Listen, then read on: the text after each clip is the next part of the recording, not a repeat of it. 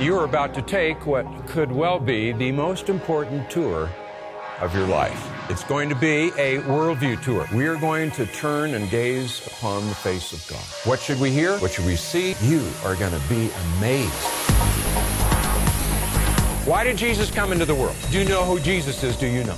From time to time, we're going to bring some experts into the classroom. The world is reeling with uncertainty. It's almost like it's in the air. Truth is fundamentally about who God is. We're challenged to either confront culture, to abandon it, or transform it. Is our culture filled with lies? This is a battle of worldviews. Do you really believe that what you believe is really real?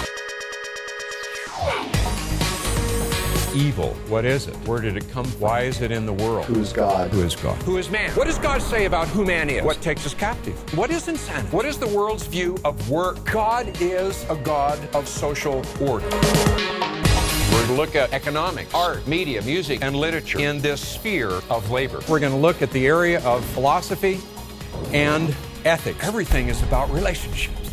There is no direction you can travel in which God has not spoken. I want us to look at the answers that we get from both Christians and non-Christians.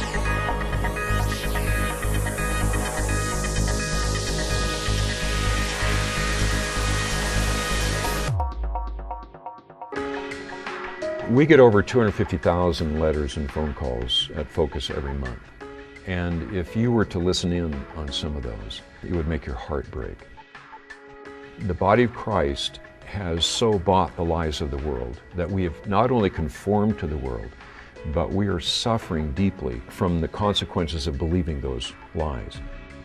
We have become convinced that the only long-term solution to this problem is to rebuild those foundations, to build again that comprehensive biblical worldview within God's people.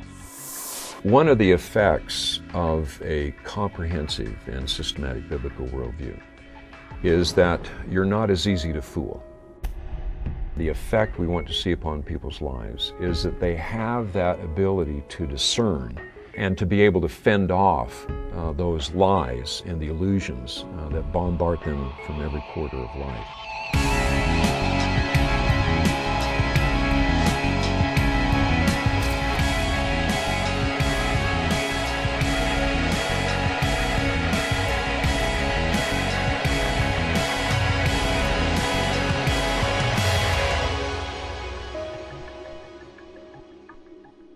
So we are deeply concerned about taking part in an effort that will not just treat the symptoms, but will go to the root of this problem, which is a worldview problem. The vision of the Truth Project, first and foremost, is that God will perform a deep transformation within the lives of those people who go through the study. It's a transformation that will radically change the way they view the world and the way they live their life.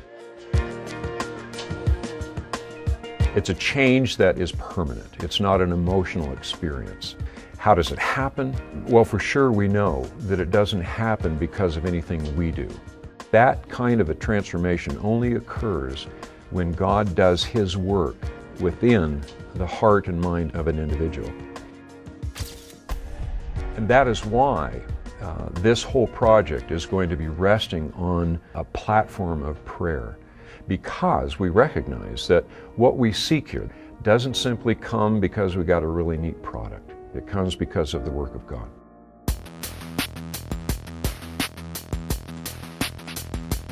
It is a long time coming, a project such as the Truth Project. I think that the Truth Project is one of the most significant things that Focus on the Family has ever undertaken.